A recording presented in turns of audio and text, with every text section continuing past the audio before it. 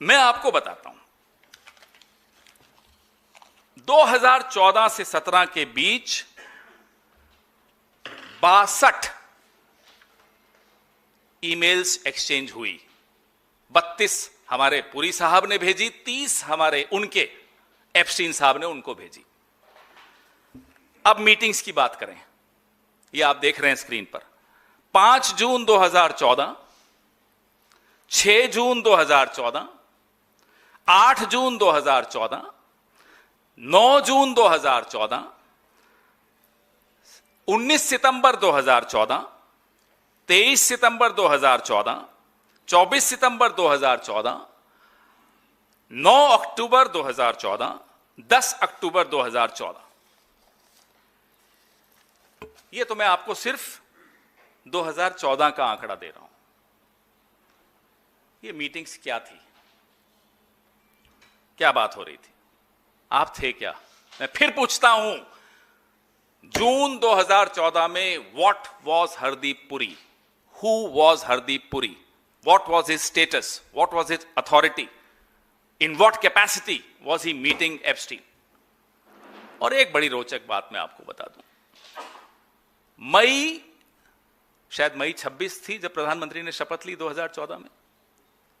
जो भी हो, मई 16 में प्रधानमंत्री शपथ लेते हैं 2014 में, और जून में ये सिलसिले शुरू होते हैं।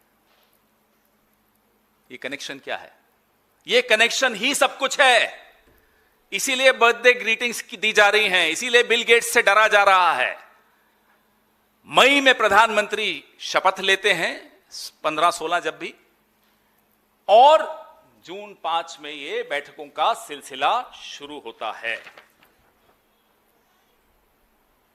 कनेक्शन तो है भाई। आप मुझे बताइए, if Hardeep Puri was a private citizen, doesn't he owe an explanation to the government which he serves today, to the country which he serves today? What was he doing? Why was he discussing policy with Epstein as a private citizen? अगर वो एक सामान्य नागरिक की हैसियत से Epstein से मिलकर भारत सरकार की, जो अभी अभी नई सरकार बनी थी, उसकी नीतियां डिस्कस कर रहे हैं, तो क्यों कर रहे हैं? आज सफाई देनी पड़ेगी। सफाई बाद में दीजिएगा, इस्तीफे के बाद, पहले इस्तीफा देना पड़ेगा। और अगर आप किसी का प्रतिनिधित्व कर रहे थे तो बताना पड़ेगा साहब किसका प्रतिनिधित्व कर रहे थे। उस व्यक्ति का जो संसद के सामने साष्टांग करके आए 1 महीना 20 दिन पहले, 20 दिन के अंदर अंदर एप्स्टीन से मुलाकातें शुरू हो गई हरदीप पुरी की। क्यों? हर्षवर्धन, डॉक्टर हर्षवर्धन, वही सब कुछ उसी दौरान हो रहा है। कुछ हफ्तों या कुछ महीनों में ऐसे लग रहा है कि पूरी की पूरी सरकार का कंट्रोल एप्स्टीन के हाथ में है। ये सामने आपके सर्कमस्टेंशियल से भी ज्यादा सबूत है। इससे बड़ा और क्या हो सकता है? शपथ लेने के कुछ दिनों के बाद ये सिलसिला क्यों शुरू हो रहा है? क्या हो रहा है ये? अब इसी इंटरव्यू में साहब, first of all there is one email, ये पुरी साहब कह रहे हैं, it is an exchange between me and Reid Hoffman. फिर वो बताते हैं साहब, रीड हॉफमैन बड़े बुद्धिजीवी हैं, बौद्धिक रूप से बहुत सक्षम हैं। There is an exchange between Terje और Larsen who introduce me to Reid. झूठ। रीड से इंट्रोडक्शन एप्स्टीन ने कराया था। उसी इंटरव्यू में खुद बोलते हैं, उसी इंटरव्यू में 17 मिनट में खुद ही अपने आप को कॉन्ट्रडिक्ट कर रहे हैं। पहले कहते हैं तर्जे ने करवाया, फिर आगे कहते हैं in that first meeting Terje said I should meet Reid Hoffman, I said I don't know Reid Hoffman, Terje said Epstein is setting up a meeting. जब आदमी झूठ बोलता है ना, तो भूल जाता है कि कल क्या झूठ बोला था।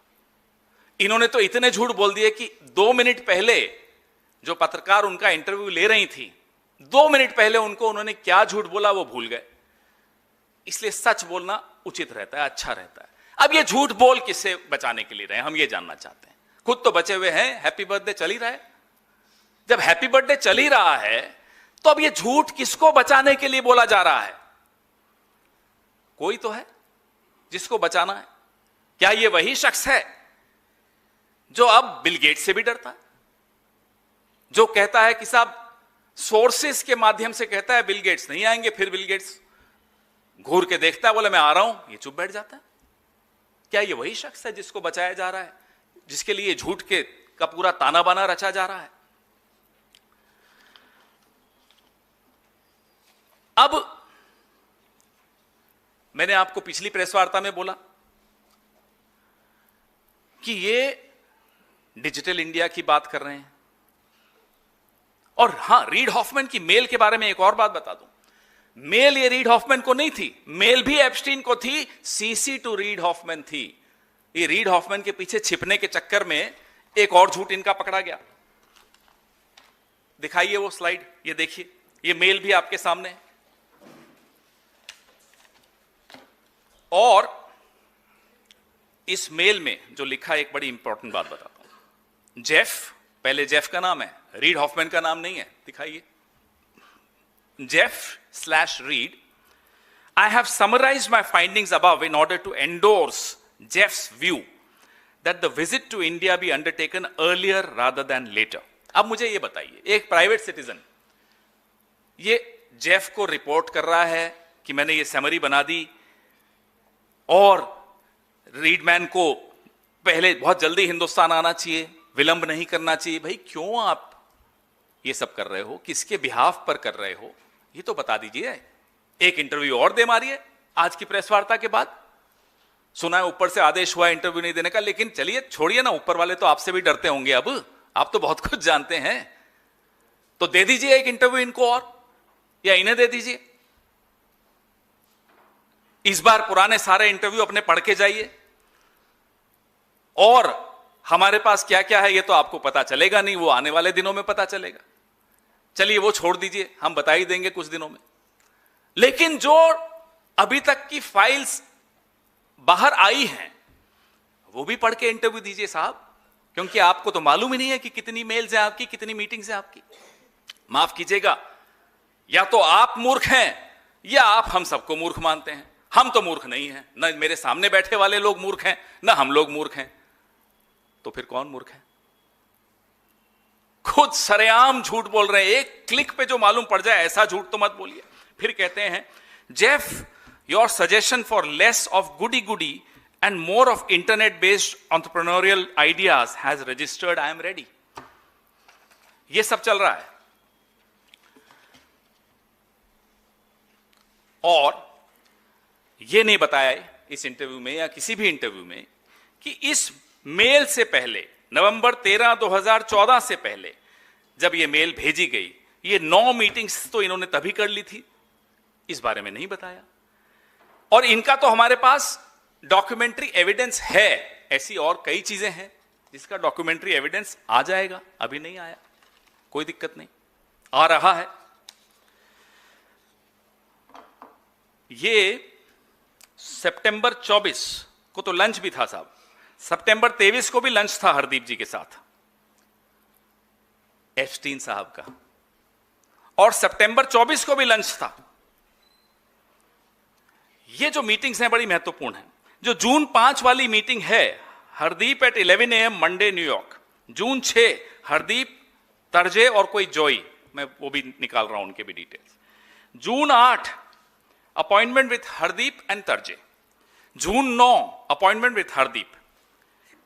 फिर 19 का मैंने आपको बता दिया, सुबह 7:48 पे सुबह। और 23 और 24 को लंच। मेन्यू भी बता देंगे आपको अगर आप चाहेंगे तो, क्या खाया ये भी मालूम पड़ जाएगा। अब एप्स्टीन ने कहा, read, Hardeep is your man in India. ये शब्द बड़े महत्वपूर्ण हैं। रीड हॉफमैन को एप्स्टीन कहते हैं, रीड, हरदीप आपका आदमी है भारत में। यह निर्देश है, यह आत्मविश्वास है, यह विश्वास है जो हमारे हरदीप पुरी जी ने एप्स्टीन का जीता है। दिल जीत लिया एप्स्टीन का हरदीप पुरी ने। हमें बड़ा घमंड होता है हमारे साथी पर।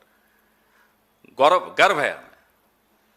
ऐसा दिल जीता एप्स्टीन का कि एप्स्टीन रीड हॉफमैन को कहता है कि read, Epstein is your man in India. ये मेल भी सबको भेजिएगा जरूर। अब एप्स्टीन पूछता है हरदीप को कि साहब पूरी मीटिंग का ब्यौरा दीजिए, क्या क्या हुआ। वो कहता है सर मैं अभी पहुंचा हूं सैन फ्रांसिस्को, मीटिंग हो जाएगी फिर मैं आपको ब्यौरा दूंगा। ये रिश्ता क्या कहलाता है, यही तो हम पूछते हैं साहब, बार बार पूछते हैं क्या है। एप्स्टीन उसको कहता है हरदीप पुरी को, tell him you will organise his trip to India to meet with science and technology people and social networking gurus. उसको कहो कि मैं आपकी ट्रिप ऑर्गेनाइज करूंगा भारत में हरदीप पुरी के लिए। हरदीप पुरी को सलाह दी जा रही है एप्स्टीन द्वारा कि रीड हॉफमैन को जाकर कहो जब मिलो तो ये कहना कि आपका जो दौरा है हिंदुस्तान का वो मैं तय फिक्स कर दूंगा, मैं ऑर्गेनाइज कर दूंगा, प्रबंधन मैं कर दूंगा और आपकी मुलाकातें करवाऊंगा साइंस एंड टेक्नोलॉजी वालों से, सोशल नेटवर्किंग गुरुज से। ये अभी एआई समिट हो रहा है, पता नहीं अब कल को कोई और खुलासा नहीं हो जाए कि ये कौन करवा रहा है। अब ये सब चल रहा है, सरकार ऐसे चल रही है आपकी साहब, 12 साल से ये चल रहा है। ये तो 2014 में ही शुरू हो गया था, फिर बीच में तो पेगासस भी हुआ, बहुत कुछ हुआ, राफेल भी हुआ, बहुत चीजें हुई और सारी कड़ियां एक दूसरे से जुड़ती चली जा रही हैं। सच जीतता है, सच जीतने की राह पर आ चुका है, आज आप लिख लीजिए। अब 5 अक्टूबर ये मीटिंग के अगले दिन जब हमारे पुरी साहब मिले रीड हॉफमैन से, तो 5 अक्टूबर को एप्स्टीन हरदीप से पूछते हैं मीटिंग कैसी थी, यूजफुल थी, प्रोडक्टिव थी। हरदीप कहते हैं साहब मेरे को पर्सनली मिलकर आपको ब्रीफ करना चाहता हूं। बताइए, फिर मिलने का बहाना कुछ तो है, फिर मिलना चाहते हैं और कहते हैं आपके इंटरव्यू में कि मैं अनईजी हुआ। एक इंटरव्यू में बोला, दूसरे में बोला in hindsight it was a mistake. भाई ये बार बार खींचे क्यों चले जा रहे हैं आप एप्स्टीन के पास, ये है क्या। फिर आगे बढ़िए साहब। तो ये 3 साल 14 से 17 की मीटिंग्स मैंने आपको बताई और इंटरव्यू में कहा 8 साल। 8 साल नहीं है, 3 साल है, क्योंकि 14 में तो पहली बार मिले थे और 17 में न्यूयॉर्क छोड़ दिया था। 14 से 17 के बीच में 10 महीने न्यूयॉर्क में नहीं थे, वो भी कम कर लीजिए। तो लगभग 2 साल में आप कितनी बार मिले ये आपके सामने मैंने रख दिया। और 62 ईमेल्स जो हमारे पास अभी हैं, 30 एप्स्टीन की इनको, 32 इनकी एप्स्टीन को, 14 मीटिंग्स हैं, वो मैंने आपको उसकी भी सूची दे रहा हूं। अब यह आंकड़ा क्या क्या बताता है आपको। हमारे लिए तो देखो साहब कोई फर्क नहीं पड़ता आप 1 बार मिले या 100 बार मिले। हीरे की चोरी हो या खीरे की चोरी हो, चोरी तो चोरी कहलाती है। आप चोर तो कहलाओगे या आपने हीरा चुराया या आपने खीरा चुराया, चोर हो, मिले हो। रीड हॉफमैन का बहाना मारते हो कि साहब उसकी वजह से मिला, तो रीड हॉफमैन का तो जिक्र भी बंद हो गया उसके बाद की मेल्स में। फिर क्यों मेल्स कर रहे थे, क्यों मिल रहे थे, क्या चर्चा हो रही थी, यह तो आपको बताना पड़ेगा। जो भी हो साहब, लब्बो लबाब यह है, mister Hardeep Puri, our honorable petroleum minister is a pathological liar। ये एक झूठा व्यक्ति है, ये सरेआम झूठ बोल रहे हैं और हम दावे के साथ कह रहे हैं कि ये झूठ बोल रहे हैं। और इंटरव्यू में बोला I was making an assessment as a private citizen. ये इंटरव्यू में बोला, मैं बार बार जो प्राइवेट सिटीजन बोल रहा हूं ये उन्हीं के शब्द हैं। तो प्राइवेट सिटीजन को भारत सरकार का डिजिटल इंडिया की ज्ञान 8 महीने पहले कैसे हुआ, मैं फिर पूछना चाहता हूं। कांग्रेस पार्टी ये जानना चाहती है, प्रधानमंत्री से जानना चाहती है, क्या आपने फोन उठाकर हरदीप पुरी को डिजिटल इंडिया का प्लान भारत की जनता को बताने से पहले 8 महीने पहले बता दिया था? और क्या आपने ये निर्देश दिए थे कि जाइए एप्स्टीन से डिस्कस कीजिए? नाम भी स्कीम का वही जो 8 महीने पहले private citizen Hardeep Puri Epstein से चर्चा कर रहे हैं। जब आप सरकार का हिस्सा नहीं थे, तो आप सरकार का प्रतिनिधित्व कैसे कर रहे थे? प्रधानमंत्री जी, आपको जवाब देना चाहिए किस तरह की विदेश नीति आप चला रहे हैं 2014 से, कि अपने ही अफसरों को, अपने ही अमले को, अपने ही विभाग को, अपनी ही सरकार के एक महत्वपूर्ण विभाग को नजरअंदाज करते हुए आप हरदीप पुरी और एप्स्टीन का इस्तेमाल क्यों कर रहे थे? यह आज पूरा देश जानना चाहता है। आज सुबह मेरी एक आईएएस ऑफिसर से बात हो रही थी, तो मैंने कहा आईएएस हो जाता मैं तो फायदा ही होता, चलता रहता, नौकरी अच्छी थी। बोले साहब बिल्कुल नहीं, अब तो हम आईईएस हो गए। मैंने कहा ये आईईएस क्या होता है? बोले इंडियन इवेंट सर्विस। हम सुबह से शाम तक ये इवेंट कर रहे होते हैं, एआई समिट, ये समिट, वो समिट। मैंने बोल दिया मेरे फोन की पूरी वो जांच करेंगे किससे बात हुई। खैर जो भी हो, तो आप आईएएस आईएफएस ऑफिसर्स की आपने ये हालत कर दी है कि जो हमारे राजदूत हैं उनको आप बाईपास करके हरदीप पुरी और एप्स्टीन को इस्तेमाल करते हैं। आईएएस की ये हालत कर दी कि इंडियन इवेंट सर्विस कर दी, क्योंकि खुद आप इवेंट मैनेजर हैं तो आपने सबको इवेंट मैनेजर बना दिया। ये हालत आपने कैसे की? जैसा मैंने आपको कहा कि 2014 के बाद की ईमेल्स पे रीड हॉफमैन का नाम भी नहीं है, तो ये मेल्स क्यों भेजी जा रही थी, ये संपर्क क्यों रखा जा रहा था, इसमें चर्चाएं क्या हो रही थी? हमें मालूम है exotic islands, have fun, not that you need anybody's encouragement, give me a shout when you are in, ये सब आपने भी देख लिया, हमने भी देख लिया, मैंने पिछले हफ्ते वो बांटी भी थी आपके पास।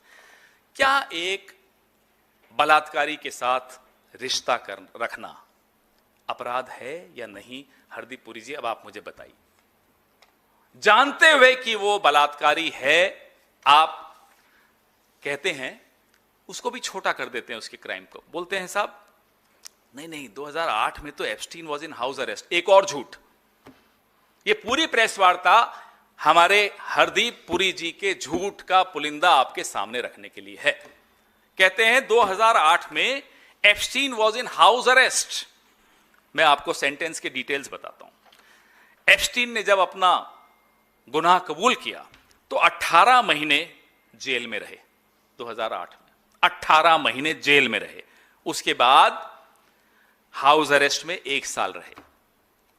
अगर हमारे इस देश के प्रतिनिधि को, आईएफएस ऑफिसर को, अपने आप को वो आला दर्जे का आईएफएस ऑफिसर कहते हैं, मैं और आप हकीकत जानते हैं, उन्हें यह नहीं मालूम कि जिस व्यक्ति से वो अपना संबंध बढ़ा रहे हैं, जिस व्यक्ति की वो सेवाएं वहां ले रहे हैं भारत सरकार के लिए या किसी के लिए, हमें नहीं मालूम, 18 महीने की कैद काट कर आया और 1 साल अपने घर में नजरबंद रहा। क्या आपको यह नहीं मालूम है तो आपका हक क्या है सरकार में रहने का? Either it's poor judgement or it's poor character, कोई तीसरी चीज नहीं है इसमें।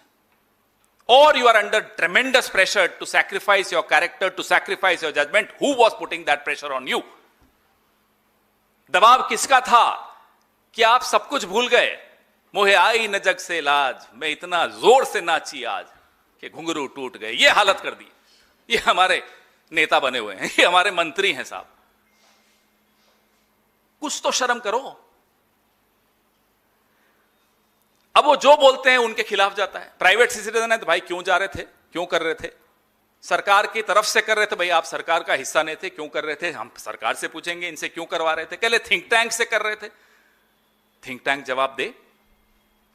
थिंक टैंक पर इंक्वायरी हुई है, थिंक टैंक से इस्तीफे हुए हैं, उस इंक्वायरी में हरदीप पुरी का कोई रोल नहीं दिखाया, तो थिंक टैंक के बिहाफ पे नहीं कर रहे थे। तीसरा झूठ, हर जगह जब वो मुंह खोलते हैं झूठ बोलते हैं।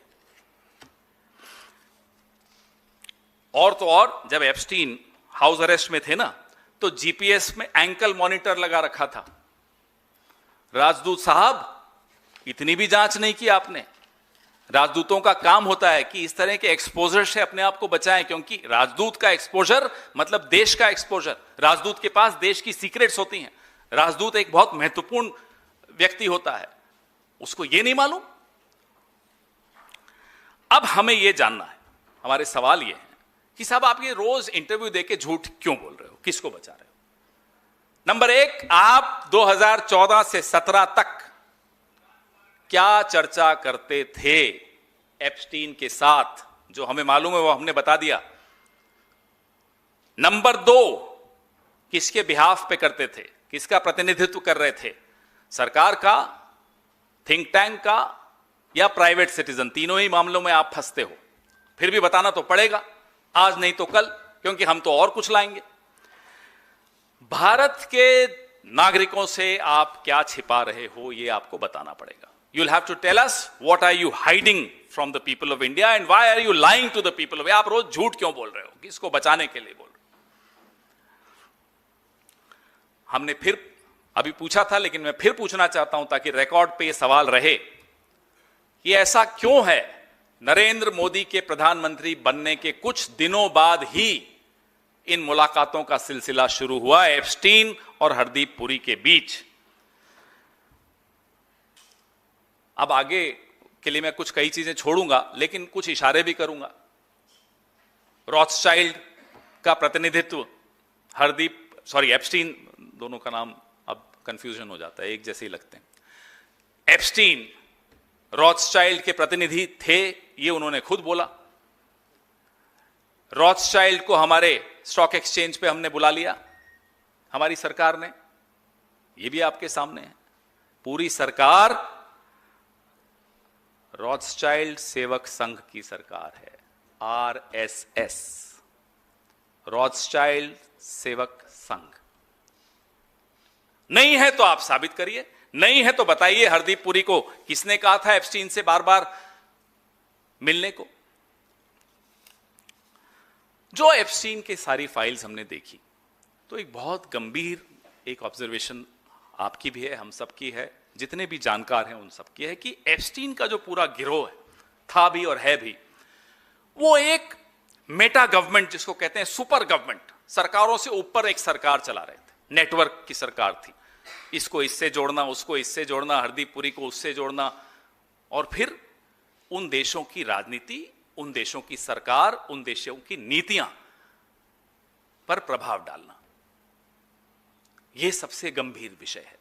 ये सब बातें तो चलती हैं जो इन्होंने कही हैं, चलिए हम उनको नजरअंदाज भी कर लें, लेकिन जो सबसे गंभीर बात है कि जहां जहां एप्स्टीन का गिरोह घुसा, आइवरी कोस्ट हो, सोमालीलैंड हो, और या फिर पेगासस हो,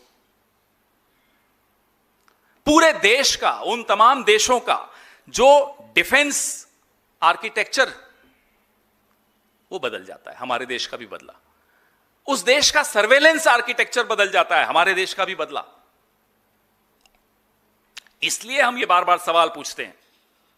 अभी अगली कड़ी में मैं आपको और बताऊंगा, अगले हफ्ते शायद, जो एहुद, फॉर्मर प्राइम मिनिस्टर इजराइल के, एहुद, एप्स्टीन, हरदीप पुरी, ये तिगड़ी, ये ट्रॉयका, ये क्या कर रहा था, इस पर भी हम चर्चा आगे जारी रखेंगे। हम इंतजार कर रहे हैं कि एप्स्टीन साहब के दोस्त अजीज हरदीप पुरी एक इंटरव्यू और दें ताकि हम उनके और झूठ भी पकड़ सकें और